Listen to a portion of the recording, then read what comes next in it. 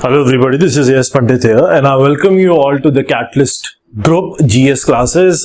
आज हम हिस्ट्री की क्लास कंटिन्यू करने वाले हैं। पॉलिटी हमारी ऑलरेडी चल रही है, वो भी पैरेलल में चल रही है, और ज्योग्राफी की एक क्लास आ चुकी है, एक क्लास कल आ जाएगी। तीनों सब्जेक्ट पैरेलल में चलते रहेंगे।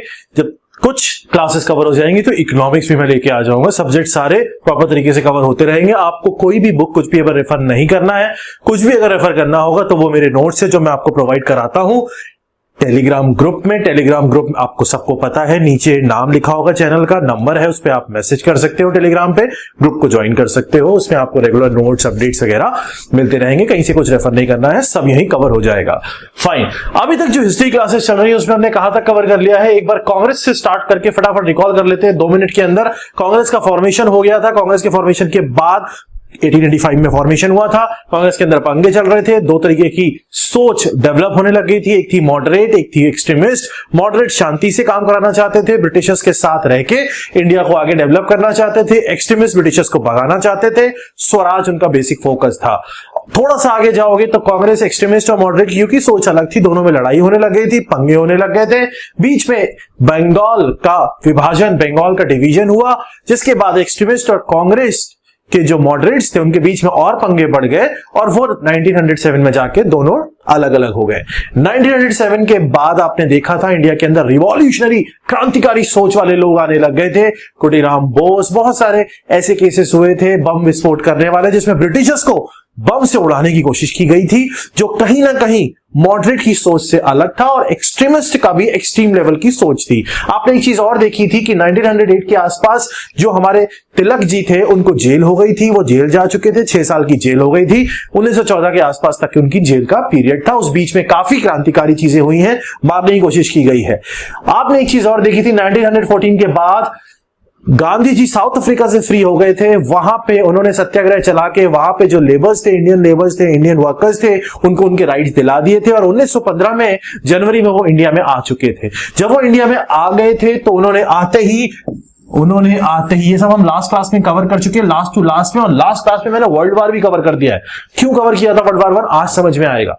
हर चीजें साथ में चल रही है। वर्ल्ड वार 1 में ब्रिटेन का बहुत बड़ा रोल था, तो ब्रिटेन इंडिया में भी था ब्रिटिश, तो उसका इंपैक्ट इंडिया में आना ही है, और वही है जिसने आगे की इंडिया की हिस्ट्री लिखी है, क्योंकि इंपैक्ट तो कहीं ना कहीं पड़ता ही है। इसलिए जैसे मैं पढ़ा रहा हूं, बच्चे कह रहे सर वर्ल्ड वार कैसे बीच में आपने पढ़ा दिया, क्योंकि मैं जैसे पढ़ा रहा हूं मुझे पता है मुझे कैसे पढ़ाना है, तो आप वैसे ही फॉलो करो चीजों को, लेक्चर को स्किप मत करो, अदरवाइज आप कॉन्सेप्ट स्किप कर जाओगे। फिर मैंने शुरुआत से बोला रटना नहीं है, समझना है। अंडरस्टैंडिंग का मतलब होता है चीजों को समझ जाना। समझ जाओगे तो रिकॉल करना और पेपर में लिखना या पेपर में टिक करके आना इजी रहता है। गांधी जी जब इंडिया में आए थे उन्होंने कहा था कि मैं थोड़ा घूमने जाऊंगा। वो घूमने निकल गए, इधर उधर अपना टहलने निकल गए। उन्होंने कहा कि पहले मैं लोगों को जानूंगा, पहचानूंगा, फिर कोई चीज आगे करूंगा। मैं किसी भी पॉलिटिकल चीज में अभी इंटरफेयर नहीं करूंगा।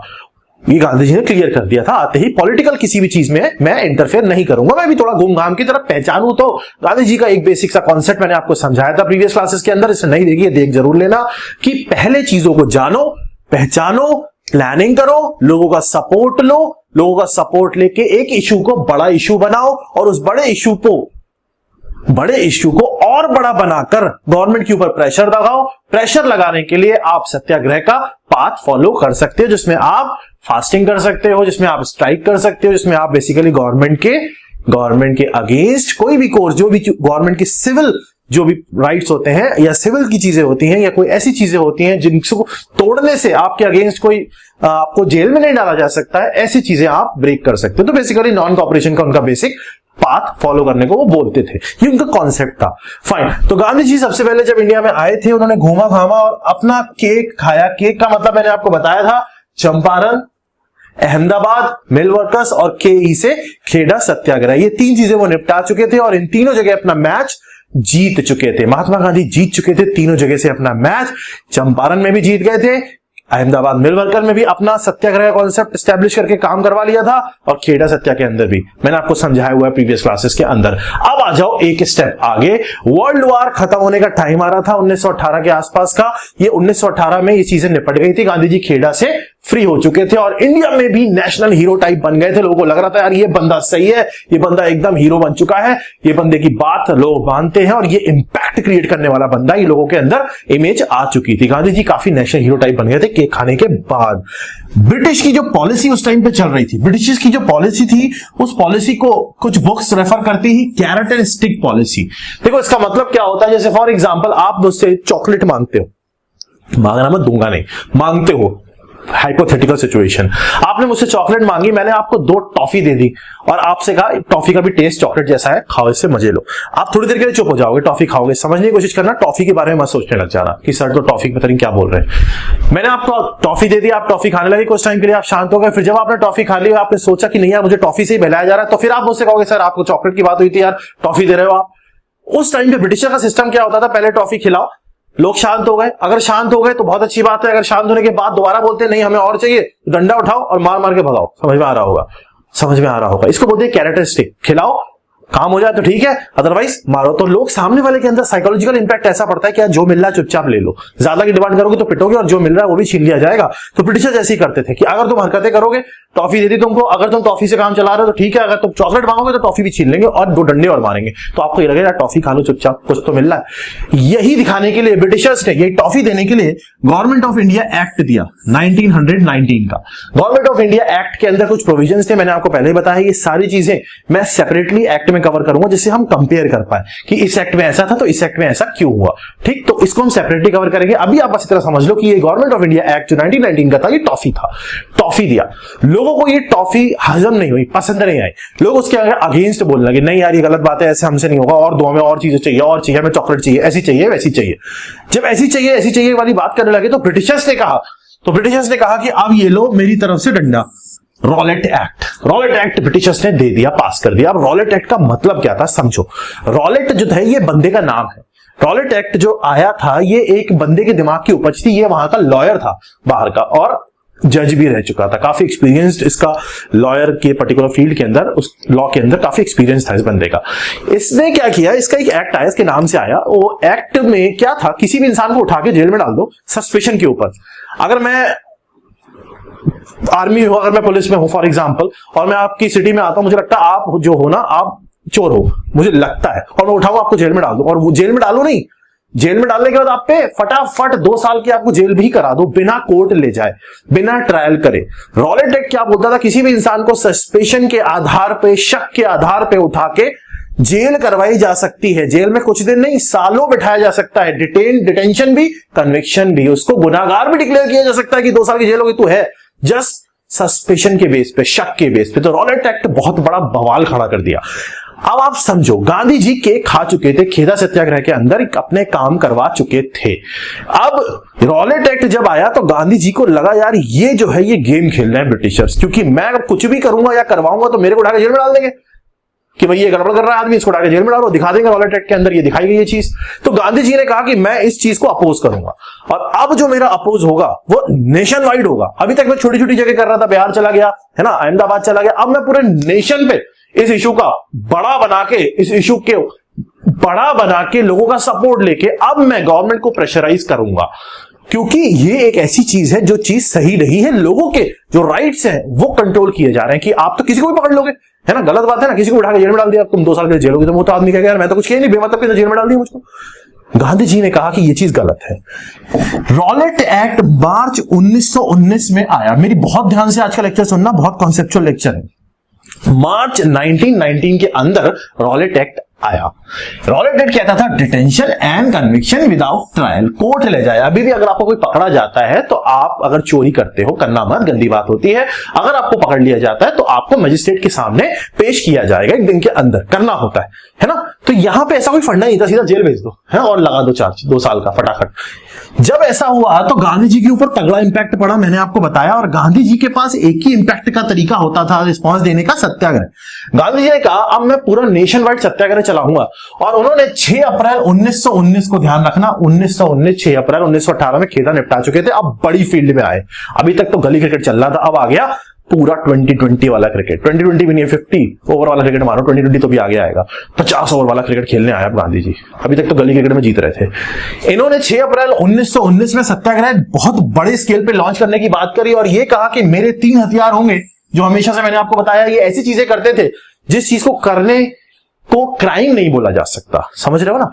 इन्होंने स्ट्राइक किया, इन्होंने बोला मैं फास्ट रखूंगा और प्रे करूंगा। तो प्रे तो आप जानते कुछ होता नहीं, ब्रिटिश हंसते थे इस बात पे, लेकिन स्ट्राइक और फास्टिंग से इंपैक्ट पड़ता था, because Gandhi ji was a national leader, लोग उनको देखते थे, है ना। कोई बड़ा इंसान है, कोई ऐसा इंसान है जो आपकी लाइफ में चेंजेस ला रहा है, तो उस इंसान की लाइफ में अगर कुछ खराब होगा तो आप तो सनकोगे यार, ये क्या बदतमीजी चल रही है ना।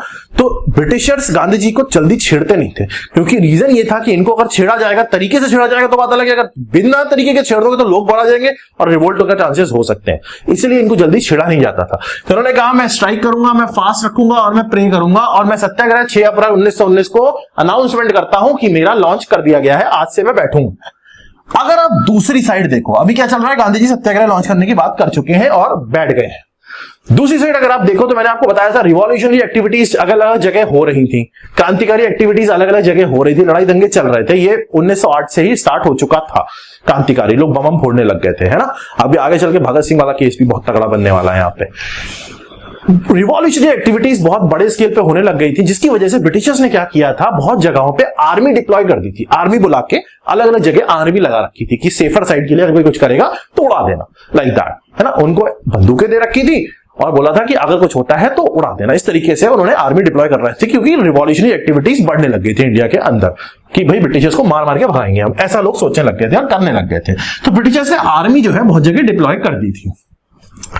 दूसरी साइड, एक तो ये साइड हो गई कि आर्मी लग चुकी। मेरी कहानी जो है ना, ये कहानी की बाउंड्री है, समझना बात।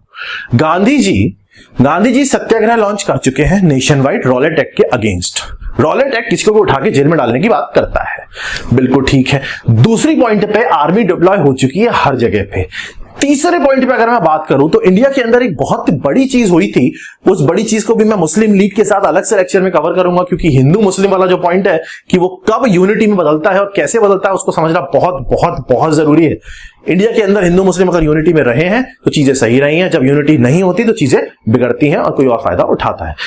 यहां पे अगर आप नोटिस करोगे तो एक चीज हुई थी अक्टूबर 1916 में, 1916 में एक चीज हो चुकी थी जिसको हम बोलेंगे Lucknow pact. Lucknow pact national Congress और मुस्लिम लीग के बीच का समझौता था, यूनिटी शो करता था। मतलब इन लोगों ने एक पैक्ट साइन किया था कि आप लोग साथ मिलकर कुछ चीजें करेंगे। तो बेसिकली अगर मैं आपको बताऊं तो अभी सिनेरियो कुछ ऐसा बन रहा है, कॉन्सेप्ट समझने की कोशिश करना। गांधी जी रॉलेट एक्ट के अगेंस्ट अपना सत्याग्रह लॉन्च कर चुके हैं, हिंदू मुस्लिम यूनिटी यहां पे चल रही है, अच्छी खासी हिंदू मुस्लिम यूनिटी यहां पे चल रही है, और ब्रिटिश ने काफी जगहों पे आर्मी लगा रखी है। ये सिस्टम यहां बन चुका है। अब केस ये बना कि एक जगह है पंजाब में, अमृतसर में, जलियांवाला बाग, वहां पे कुछ लोग इकट्ठे होके मीटिंग कर रहे थे, डिस्कशन कर रहे थे किस चीज के लिए, रॉलेट एक्ट जो आया था, उस रॉलेट एक्ट की वजह से, उसकी वजह से 2 बड़े लीडर सत्यपाल और सैफुद्दीन किचलू, इनको अरेस्ट कर लिया गया था without any specific reason, just on the basis of suspicion कि भाई शक हो रहा है। इसके अरेस्ट, इन लोगों के अरेस्ट को डिस्कस करने के लिए ये जलियांवाला बाग में बैठ के लोग मीटिंग कर रहे थे, डिस्कशन कर रहे थे। कोई भी ऐसी चीज नहीं हो रही थी जिसको इलीगल बोला जाए, बट इलीगल ही लीगल बना दिया गया था रॉलेट एक्ट के थ्रू, तो फिर ब्रिटिशर्स तो कुछ भी कर सकते हैं। ऐसे टाइम पे एक बदमाश आदमी जिसका नाम था जनरल डायर, यूके में हीरो माना जाता है इस बंदे को, यहां तो मिल जाए अभी इसका बेटा तो सूद दे लोग मिलके, बेटा क्या पोता होता।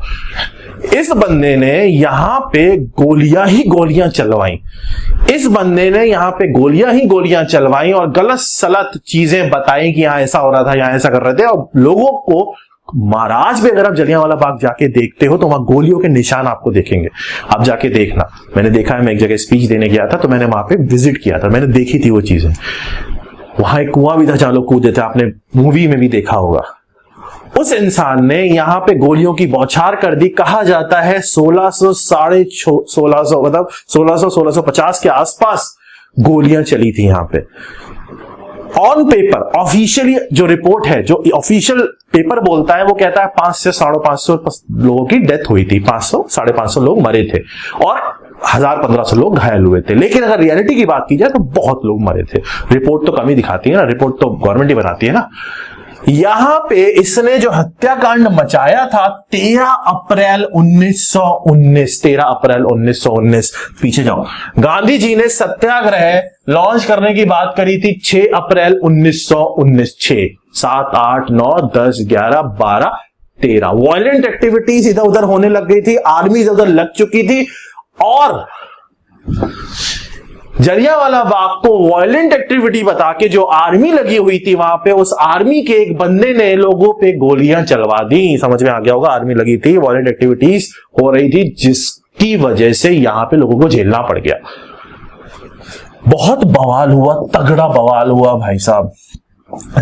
बहुत हजारों लोग, मतलब 1000 लोग आप मान लो, मैं बता रहा हूं ऊपर ही मरे होंगे। मारने वाला इंसान जनरल डायर। बहुत बड़ा इश्यू बना कि भाई गोलियां चलवा दी, लोग बर्बाद दिए यार। ब्रिटिशर्स के ऊपर प्रेशर आया, सत्याग्रह तो चला ही रहते गांधी जी। ब्रिटिशर्स के ऊपर प्रेशर आया कि भैया कुछ तो करना पड़ेगा। उन्होंने कमीशन बनाया, उस कमीशन का नाम क्वेश्चन में एग्जाम में आता है हंटर कमीशन बताया गया। और हंटर कमीशन का काम था, ब्रिटिशर ने हंटर कमीशन बनाया, उसका काम था जनरल डायर को छुट्टी करके क्लीन चिट देना। मैं आपको बताऊं रियलिटी, फॉर्मेलिटी दिखाते हैं। जब अपना आदमी कोई फंस रहा होता है तो फॉर्मेलिटी दिखा के बचाते हैं ना लोग। तो ब्रिटिशर्स ने क्या किया, एक फॉर्मेलिटी के लिए हंटर कमीशन बना के लोगों को बेवकूफ बनाने की कोशिश करी। और हंटर कमीशन का जो रिपोर्ट आया तो उसमें यह बता दिया गया कि भाई साहब ये आदमी ने कुछ नहीं किया, ये तो बेचारा मजबूर था, दुखियारा था, करना पड़ा इससे गलती से, और इसको क्लीन चिट दे दिया गया, फ्री कर दिया गया। अब जब इसको फ्री कर दिया गया तो गुस्सा आ गया लोग भयंकर तरीके से। पंजाब में क्या, इंडिया में लोग गुस्सा आ गए कि यार ये तो हद हो गई। समझना कॉन्सेप्ट, लोगों के अंदर गुस्सा बढ़ रहा है, अभी बढ़ रहा है भाई। ठीक है, क्लीन चिट मिल गई, लोग गुस्सा हो गए भयंकर तरीके से। इतना गुस्सा हो गया कि रविन्द्रनाथ टैगोर जी को टाइटल मिला हुआ था सर करके, तो वो सर उन्होंने टाइटल दे दिया। क्वेश्चन आता है किसने दिया, सर हटा दिया अपने आगे का। गांधी जी के ऊपर इस चीज का बहुत बड़ा इंपैक्ट पड़ा। उनको लगा कि यार मैंने सत्याग्रह लॉन्च किया, नेशन वाइड लोग सपोर्ट कर रहे हैं रॉलेट एक्ट के अगेंस्ट। सपोर्ट करते हुए जब भीड़ इकट्ठी होती है तो ब्रिटिशर्स गलत तरीके से लोगों को मार रहे हैं, तो मजबूरन मुझे ये सत्याग्रह जो मैंने लॉन्च किया हुआ है वापस लेना पड़ेगा। गांधी जी ने 6 अप्रैल को सत्याग्रह लॉन्च किया था, 18 अप्रैल को उसको वापस ले लिया। शॉक लगा, झटका लगा कि मरने नहीं चाहिए। ब्रिटिशर्स गलत तरीके से उस चीज को यूज करके मार रहे हैं लोगों को, तो अब ये तो नहीं हम भाई एक्सपेक्ट कर सकते, हमें तो बचाना ही है लोगों को, तो उन्होंने वापस ले लिया सत्याग्रह। गांधी जी का ये फंडा है यहाँ पे। कभी कभी आप देखोगे कुछ चीजों में आगे आएंगे, फिर जहां वायलेंस आएगा वो पीछे हट जाएंगे। पॉइंट गांधी जी के कॉन्सेप्ट का हमेशा यही था कि मैं अफ्रीका में सत्याग्रह से जीत कर आया हूं, इंडिया में मैंने 3 जगह जीता है, तो मैं इंडिया के अंदर सत्याग्रह से भी जीत दिला सकता हूं, या मैं लोगों को उस चीज को लेके आगे ले जा सकता हूं, है ना। लड़ाई वड़ाई से थोड़ी देर के लिए शांति मिल जाती है। होता है ना जब हमारी किसी से लड़ाई हो जाती है, एक पॉइंट से हट के बात बता देता हूं 1 सेकंड के लिए। हमारी किसी से लड़ाई हो जाती है, हम किसी से लड़ लेते हैं मतलब के अंदर, तो जाके घर पे आप ही का दिमाग खराब होता है, दूसरे का भी होता होगा, वैसी बात है। 5-6 घंटे वेस्ट हो जाते हैं, उससे नुकसान किसका हुआ, आपका ही हुआ। इसलिए बेटर ये होता है शांति से चीजों को इग्नोर मारो, अपने ऊपर अपने ऊपर आदमी को ध्यान देना चाहिए, अपने ऊपर। हमें इंप्रूवमेंट चाहिए, फालतू अपनी कैलोरी अपनी एनर्जी किसी नॉनसेंस किसी यूजलेस चीज पे इंसान पे वेस्ट नहीं करनी चाहिए, इग्नोर करना चाहिए। इंसान को आगे बढ़ना चाहिए, रुक के जो फालतू लोग होते हैं उनसे बात नहीं करनी चाहिए, इट्स टाइम वेस्ट। लड़ना वड़ना कुछ नहीं होता है। तो इन्होंने वही चीज अप्लाई करी और अपना जो सत्याग्रह चल रहा था उसको वापस ले लिया।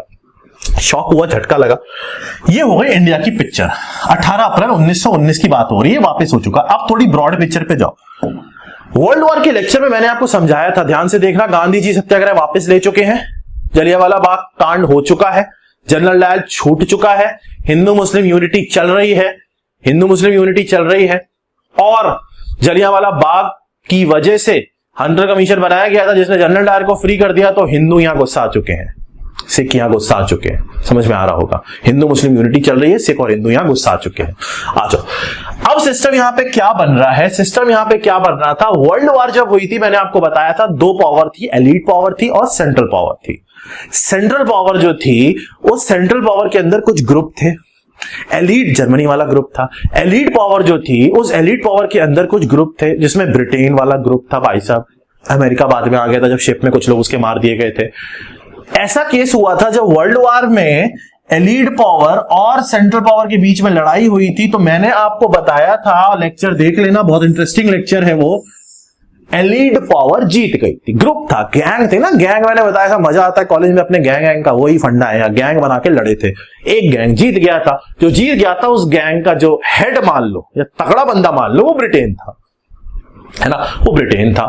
दूसरा गैंग जो हारा था, उस गैंग में जो मेन बंदा जर्मनी था, लेकिन उस जर्मनी का सपोर्ट करने ओटोमन अंपायर भी आया था, याद होगा। ओटोमन अंपायर अगर मैप में देखोगे, मैंने आपको बताया था, सारी चीजें क्लियर करी हुई थी, वो एक्चुअल में टर्की था जिसने रशिया पे इस तरीके से अटैक किया था, याद है, बताया था मैंने आपको, लड़ाई हुई थी जब रशिया हारने लग गया था।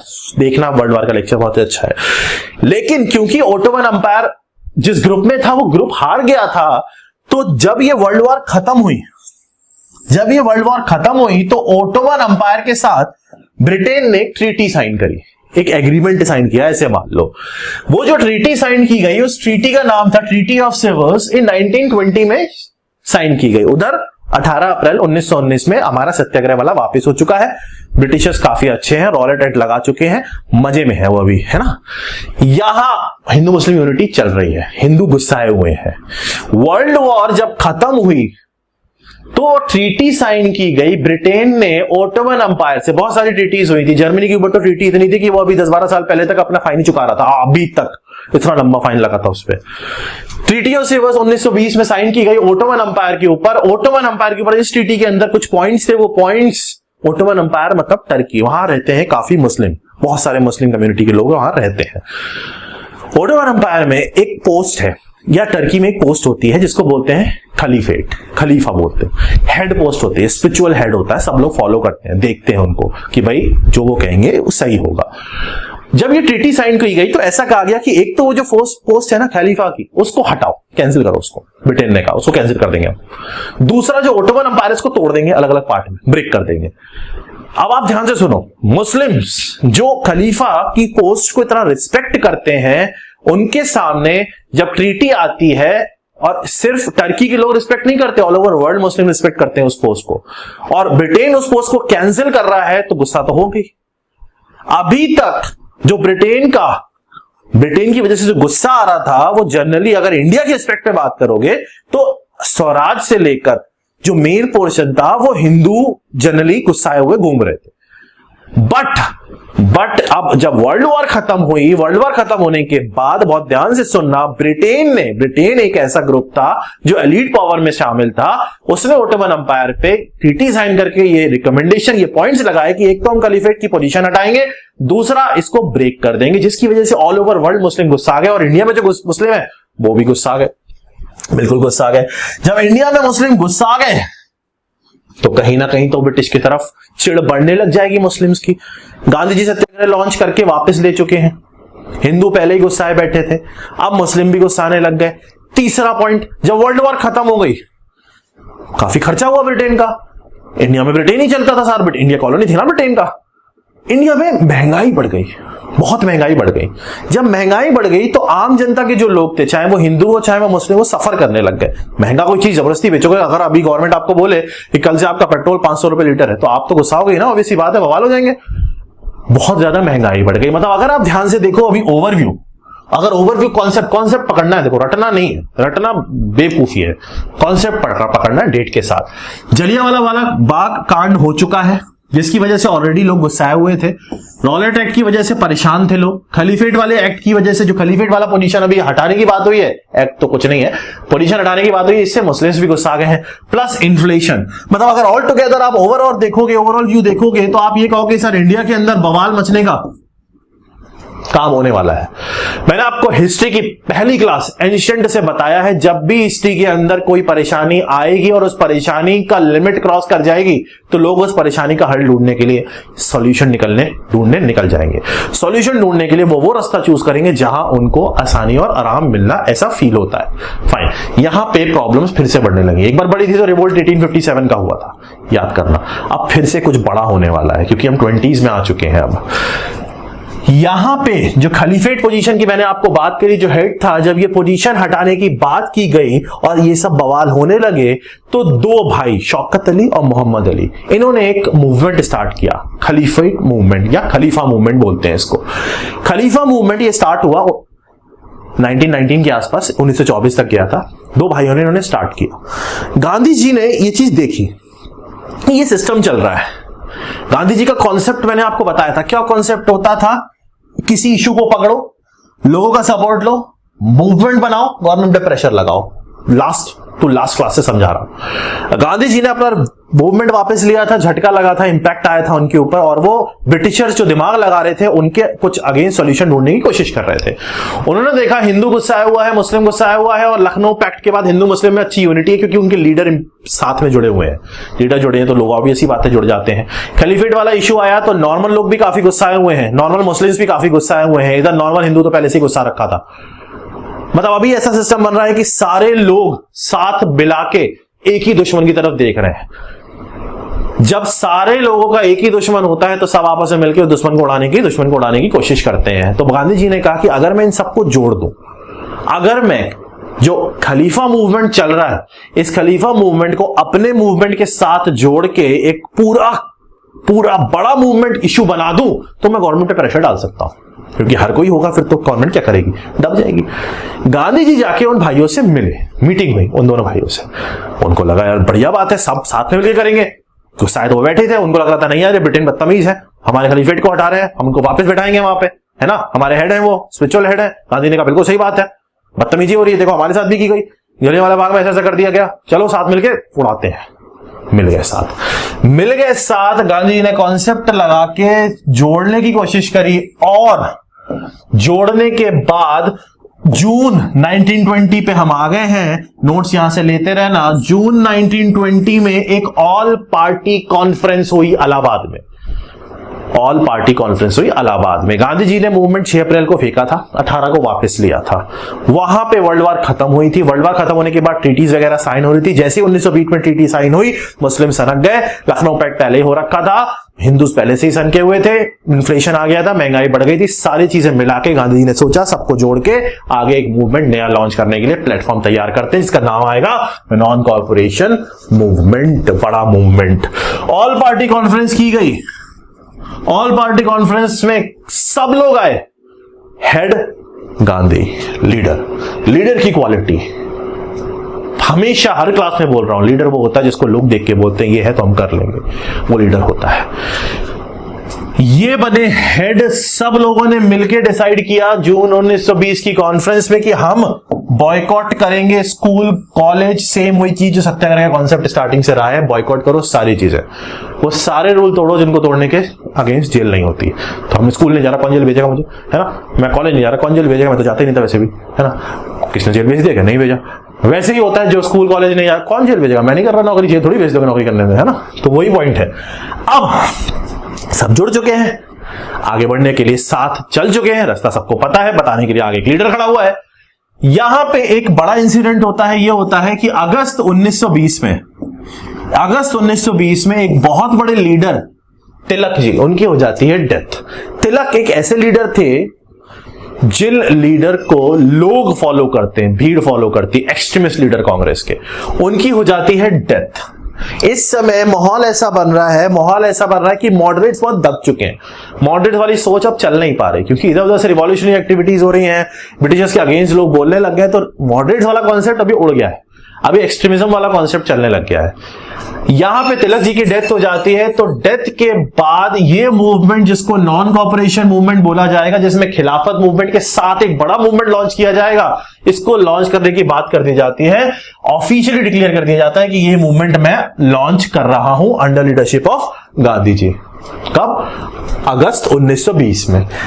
इधर अगर आप आते हो तो सितंबर 1920 में एक कांग्रेस का स्पेशल सेशन बुलाया गया कैलकाटा में स्पेशल सेशन बुलाया गया कांग्रेस का, सिर्फ इसलिए कि कांग्रेस का भी ऑफिशियल सपोर्ट इस मूवमेंट को जाएगा। कांग्रेस बड़ी पार्टी थी उस टाइम पे, और उस समय जो कांग्रेस के हेड थे वो इंटरेस्टिंग है। उस समय उस पर्टिकुलर सेशन में जो कांग्रेस के हेड थे वो लाला लाजपत राय थे, जो एक एक्सट्रीमिस्ट हैं। मॉडरेट्स अभी तक लीडर बनते थे, यहां एक्सट्रीमिस्ट लीडर है, तो एक्सट्रीमिस्ट तो एक ऑब्वियस ही बात है, आगे बढ़ेगा ही सब कुछ।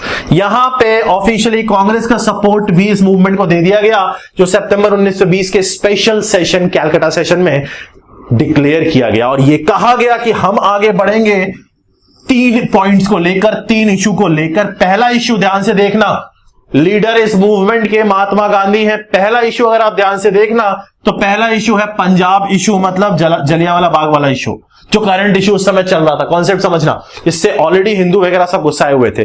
दूसरा इशू जो साथ मिलकर खाया जाएगा वो है खिलाफत इशू, जिससे मुस्लिम सारे गुस्साए हुए घूम रहे हैं।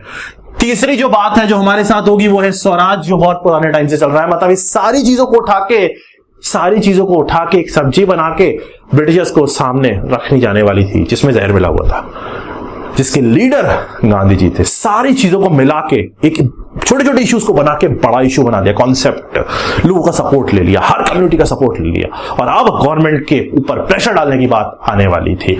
भयंकर तरीके से सारे सपोर्ट मिलने लग गए, आगे बढ़ने लग गए, और मूवमेंट नॉन कॉपरेशन लॉन्च होने के लिए तैयार हो चुका था, आ चुका था। कुछ फैक्ट्स हैं जो डायरेक्ट ऑब्जेक्टिव क्वेश्चंस में आते हैं। इतना टाइमलाइन क्लियर होगी एकदम।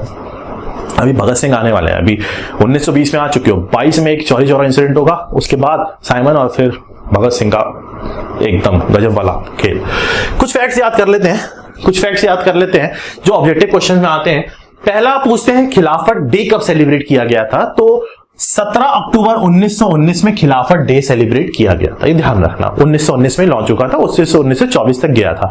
अभी कंबाइन नहीं हुआ था, कंबाइन हुआ था बाद में। तो अक्टूबर 1919 में खिलाफत डे सेलिब्रेट किया गया था। नवंबर 1919 में बहुत ध्यान से देखना, एक खिलाफत कॉन्फ्रेंस हुई थी, और उसके जो हेड थे वो महात्मा गांधी थे। देख रहे हो, लीडरशिप, हर कोई जिसको सपोर्ट करे वो लीडर, क्योंकि जो सही चीज लगती है लोगों को, लोग उसको सपोर्ट करते हैं, ऑब्वियस सी बात है। गलत चीज को कोई सपोर्ट नहीं करता है। तो खिलाफत कॉन्फ्रेंस नवंबर 1919 में जो हेड थे वो गांधी जी थे। लोग गलत करके आते हैं क्वेश्चन की खिलाफत तो मुस्लिम कॉन्फ्रेंस से गांधी जी कैसे बन सकते हैं। ऑप्शन भी एग्जाम में ऐसे देते हैं, 3 मुस्लिम ऑप्शन देंगे, 1 हिंदू ऑप्शन देंगे, इस तरीके से देते हैं। एक और फैक्ट आपको ध्यान रखना है कि जो मोहम्मद अली जिन्ना और मदन मोहन मालवीय, ये 2 नाम ऐसे हैं जिन्होंने खिलाफत इशू के लिए महात्मा गांधी की जो पूरे प्लानिंग थी इसको सपोर्ट नहीं किया था। मोहम्मद अली जिन्ना और मदन मोहन मालवीय। अली जिन्ना का जो कॉन्सेप्ट है, जब मैं आपको लेके जाऊंगा एंड तक, तो उस समय बड़ा इंटरेस्टिंग चीज है जो मैं आपको समझाऊंगा, जो आपने कहीं पढ़ी नहीं होगी एक्चुअली, जिसकी वजह से बहुत सारी चीजें हुई हैं। मदन मोहन मालवीय और जिन्ना, इन लोगों ने सपोर्ट नहीं किया था इस पर्टिकुलर कॉन्सेप्ट को। 6 अप्रैल को गया, 18 अप्रैल को आया, खिलाफत के साथ मिक्स होके दोबारा नॉन कॉपरेशन बनके आ गया आपके सामने 1920 में। बट ये नॉन कॉपरेशन मूवमेंट अभी बहुत तहलका मचाने वाला है, लेकिन 2 साल बाद चौरी चौरा इंसिडेंट कुछ ऐसा होगा, उसको स्टोरी बताऊंगा, किताबों में नहीं मिली होती, स्टोरी समझाऊंगा। कुछ ऐसा होता है जिसकी वजह से फिर से मूवमेंट वापस आता है। मैंने आपको बताया जब भी वायलेंट एक्टिविटीज होंगी, कुछ ऐसा होगा जिससे किसी को कोई मर जाएगा या कोई इनोसेंट आदमी जाएगा, तो मूवमेंट को वापस लेते हैं गांधी जी। ये इनका सिस्टम था सीधा, जिसकी वजह से काफी लोग गुस्साए, और वो गुस्साए हुए इंसानों में से कुछ लोग निकल के बाहर आए जिन्होंने रिवॉल्यूशनरी एक्टिविटीज को भी एक लेवल से ऊपर लेके चले गए, जिनको आप बहुत अच्छे से जानते हो।